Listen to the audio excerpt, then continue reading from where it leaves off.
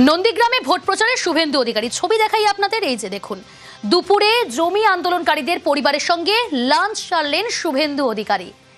নন্দীগ্রামে ভোট প্রচারে শুভেন্দু ভাঙাবেড়িয়ার শহীদ বেদিতে ফুল দিয়ে শ্রদ্ধার্ঘ্য ভোট প্রচার করলেন বিজেপি প্রার্থী।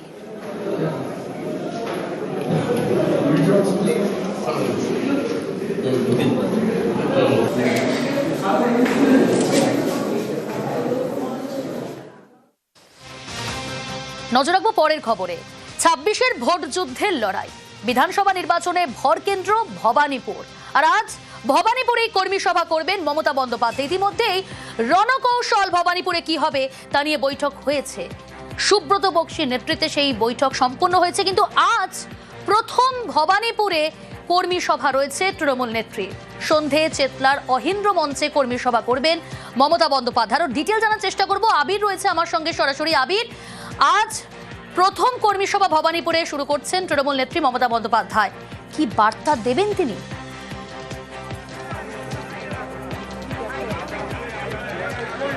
প্রথমত হচ্ছে ভবানীপুর এবারের বিধানসভা নির্বাচনের অন্যতম রাজনৈতিক আকর্ষণের জায়গা এবং গোটা দেশের রাজনৈতিক মহল এই ভবানীপুর বিধানসভা নির্বাচনের রাজনৈতিক খুঁটিনাটি তথ্য তারা পর্যবেক্ষণ করছেন।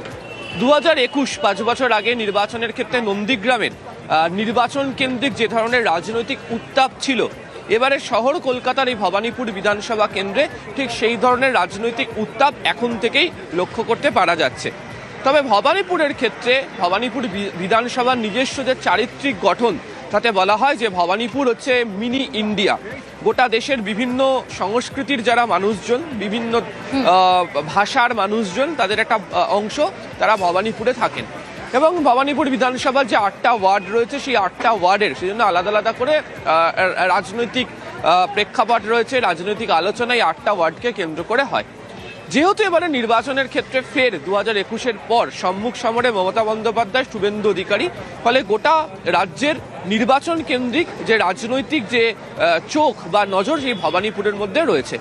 ইতিমধ্যেই 2021-এর বিধানসভা নির্বাচনের সময় তৃণমূল কংগ্রেস মমতা বন্দ্যোপাধ্যায়কে ঘরের মেয়ে এই বিষয়ে তারা প্রচারে নিয়ে আসে এবং বাংলা নিজের মেয়েকেই চাই স্লোগান, পোস্টার, বিভিন্ন ধরনের ক্যাম্পেইন সং আমরা দেখেছিলাম।